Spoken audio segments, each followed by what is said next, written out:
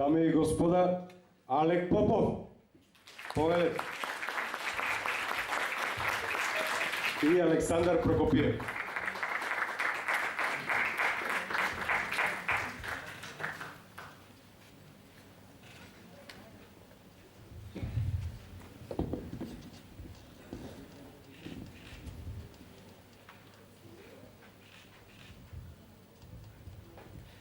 Голем аплодис още еднъж.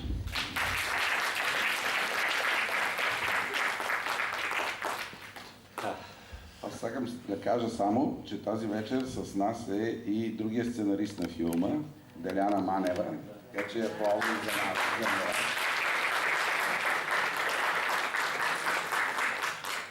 Без нея нямаше сигурно да го напишем този сценарий, както на мене ми се искаше, така че много и благодаря. Кај сега првото прашање, нека ви виде со твоето признание поврзано. Значи, ти си многу познат, сакан писател, со исклучителен талент и за хумор, и за нарација, но писателството е, како што и самиот знаеш, самотна работа. Самиот ги пишува своите дела во својата соба и со своите ангели и демони.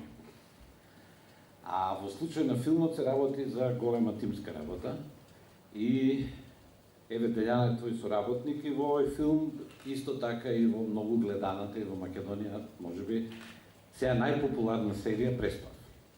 Кажи ми како ти ја сваќаш својата работа меѓу писателот на книга и сценаристот? Различно е, много е различна тази работа. Ако трябваше сам да пиша сценарии, сигурно нямаше да ги пиша.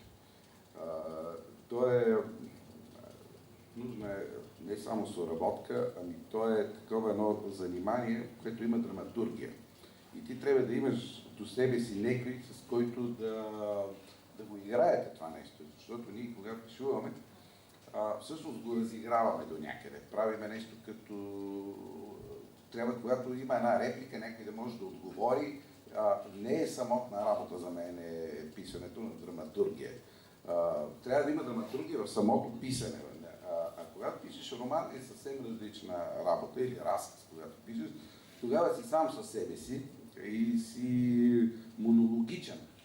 Макар че аз понякога, когато все пак пише диалози, понеже обичам да има диалози в моята работа, също ги все пак разигравам по този начин, но не е истинната работа това. Трябва да, когато се пише сценарий, за мен би било много скучно да го пиша сам. Така че никогаш не бих правил драматургия сам. Така ми е много... Общо взето трябва човек да има и забавление в тази работа, която прави. Деляна има чувство за хумор, което е много близко до моето. И е много добър специалист в това, което аз казвам action analysis. Анализ на действието. Действен анализ. И едно от най-трудните неща, когато се работи за кино, и за литература всъщност, е, че да разбере човек какво е това действие. Какво е действието в същността си. Много хора не го разбират и на мен ми беше много трудно да го разбера, в крайна сметка. Сега, понеже вече имам представа от тази работа и знам, че действието то не е непременно нещо да се случва през цялото време или някакви така. То е поток на мисълта, нещо, което променя средата, променя героите и води към една цел. Така че и сега, когато пиша, непрекъснато си задавам този въпрос, какво е действие. И сега во тоа действие, кое ке тебе е доста впечатливо, ликовите од романите, така, станува тука актерска игра. Значи, многу се... Ти кога го читаш романа, ти ја имав среќа да го преведувам мисија Лондон и вториот, Сестрите Палавиеви, кои се доста различни, но затоа ќе зборуваме кога Палавиеви ќе бидат направени како филм, а навистина се многу богат. Имаат многу богата можност да од нив се направи добар филм. Сега кога, своето лично чувство ти го кажувам, кога ја читав Мисија Лондон, си се смеев, ги визуализирав тие ликови, но дури кога ги видов на филм, реков ту колку се повеќето од нив одлично погодени. Значи, кога влегува во карактер, кој ти го поставуваш на актерот, многу е важно тој актер да го восприеми и да го надогради тој карактер. Дали ти беше присутен за време на снимањето на филмот? Ами присъствахме, макар че вече когато се снимаше филма, вече много малко неща можеха да се направят или да се поправят. Кога го вида кой кого го глуми и как го глуми? Да, в началото, в крайна сметка се получи, което не е никак малко, но ние все пак много се борихме за това сценария да бъде ние да го напишем и да го напишем така, както ние искахме. И това беше много трудно. Имахме доста имаше най-различни идеи по едно време, даже искаха да направят от това романтична комедия. И те го пуснаха по този начин в филмския център. И они като видяха, че ще бъде романтична комедия, взеха, че го пуснаха. Иначе нямаше да дадат пари. Защото това е остра политическа сатира, все пак, нали? Филма е малко пънк, дори бих казал, корените му са в контракултурата, това естествено не се харесва на журитата и на хората, които управляват културата, които дават държавни средства. И ние го пуснахме по този начин, като романтична комедия, което на мен толкова не ми харесваше и бях много възмутен и казах, сега няма да го правите филма, като искате да е такава. Те бяха ми дали вече пари, блок. И в крайна сметка настояхме на своето, макар и с цена на големи нерви. И в крайна сметка всички видяха, че това е начинът, защото направихме един съвършено нов сценарий с Деляна, който той не е изцяло по книгата, но общо заето отразява духа на книгата. Той е запазил сатиричния дух на книгата, което е най-ценното. И така да е накрая. И затова го и гледаха хората, защото романтична комедия нямаше да гледат. Искат хората в крайна сметка да видят нещо, от което имат нужда. Имат нужда да се смеят на политиците със сигурност. Да се смееме сите на политиците, и овде толкова се препознавме, значи още прв път кога го гледат филмот, ако како Алек човек пишува сатира, вероятно тој не поставува ни прашање за храброст, затоа тоа нешто што ти е вродено. Ама веднаш замислив како реагирале политичари, луѓе на власта, сите тие помалку или повеќе хипотетски овие професии, дали ти кои ги соголуваш тука на еден најсмешен начин. Всеки хора на властта има и по-просветени, разбира се, и специално сред дипломатите в България има половината, повече от половината даже, бих казал, от това министерство. Те са фенове на книгата и много я харесват и филма им харесват. Слава Богу, има и такива хора. А президентът? Президентът. По това време Стоянов беше. Още не мога да преживее. Болно му е на сърцето. Боли го. Ама какво да правим? Като си политик ще търпиш. Да не си става политик, бе. Така. Това е много важно за демократичната култура, според мен, на една страна. Да има сатира и политиците да се научат, че ще го преживеят това нещо. Никой не е умрел от смех. От смех никой не е умрел, ама от други неща са умирали доста хора. И затова аз смятам, че колкото повече такива филми има, колкото повече такива книги има, то е гаранция за демокрацията в една страна. И сега ова Мисија Лондон е целата, всушност, таа структура на луѓе.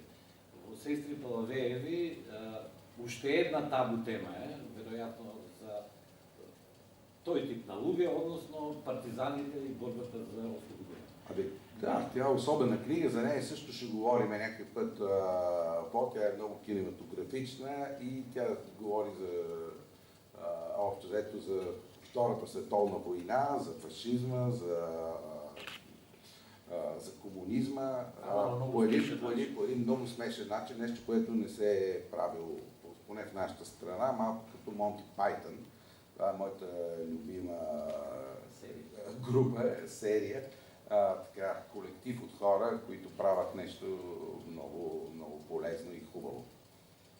Сега аз ке си разговарям с Алек уште 1000 години, ама гледам дека сите сте много любопитни и както ги гледам лицата, тук има и много познавачи, ги питат един век неща. Айде да поставите прашање вие. Кој сака? Ама не го и вие како вие од филмот сега да молчите и гледате. Да се зборуваме најмалку.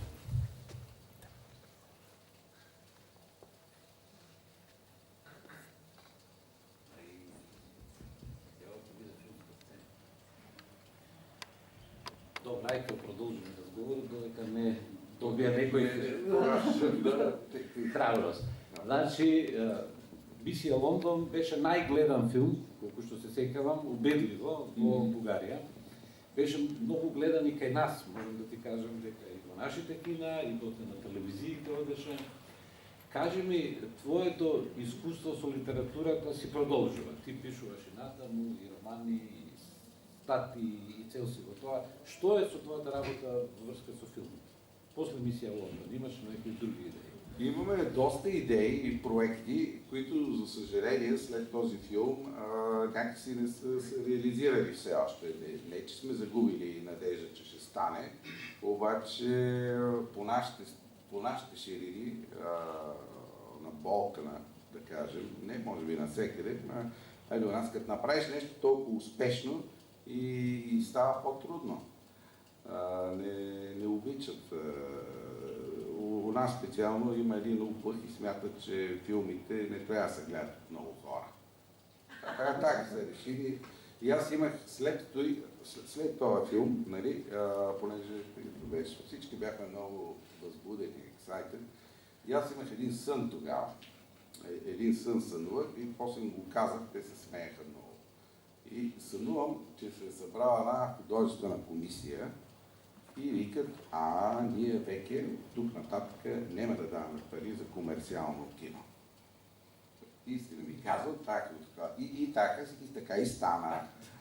Трябва да кажа, че през последните 10 години в България няма един филм почти, който да се доближил малко до бокс офиса на този филм.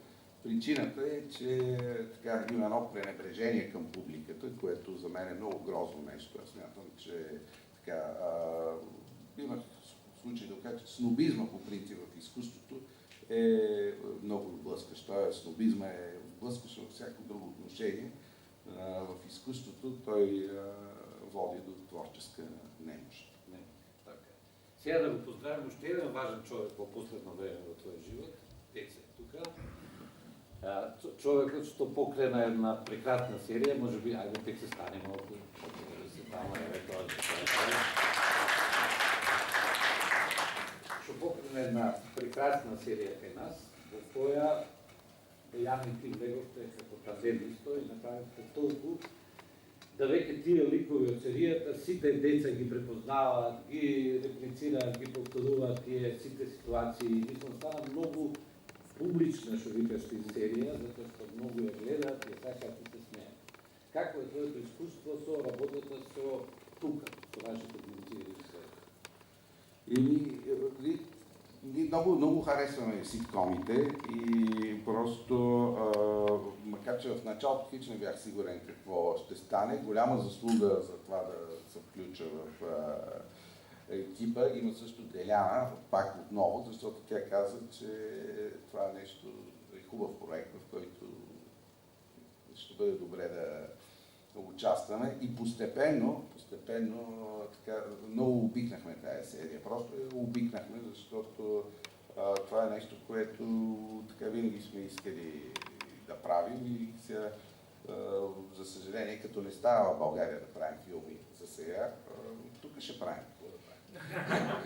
Сега знаеш, че сега сите се смея на Мисия Лондон, сега сакаме да се смеят в България на нашия ситком. Много силно се надявам Преспа да бъде показан в България, защото това е един сложен проект. Той не е никак просто да се пишат епизодите на Преспа. И чувството на хумор в Преспа е точно такова, каквото и на нас много ни хареса. Той е доста безстрашен сериал. Той поставя едни проблеми, които вълнуват много хора, но го прави по един фин начин. И хумора в Преспа, дори в сериите, които са най-така брутални, могат да изглеждат, хуморът е фин. Той е абсурден. Неговите корени са в най-доброто от комичната литература и комичната традиция. Той не е просташки хумор. Така.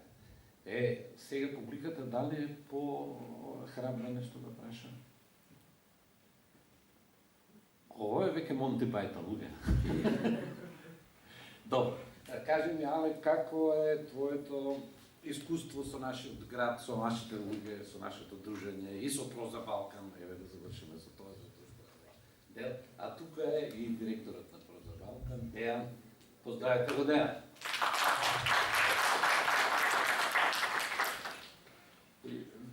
Добре се чувствам тук, най-вече защото някои от нещата, трябва да си кажем, могат да бъдат разбрани само на Балкана.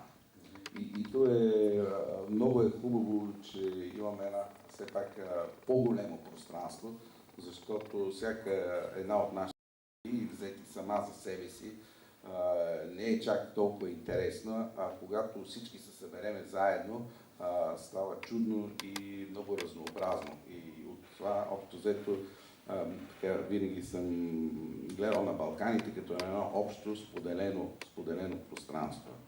И тук в Скопие специално много ясно се усеща в Македония това богатство от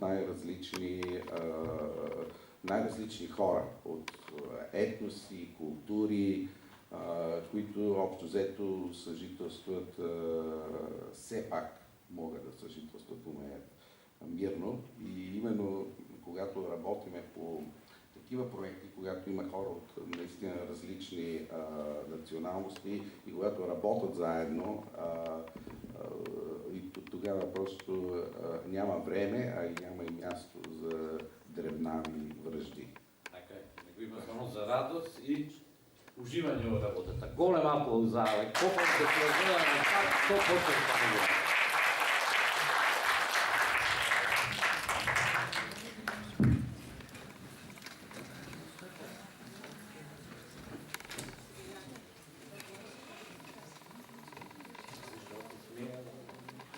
Това е за...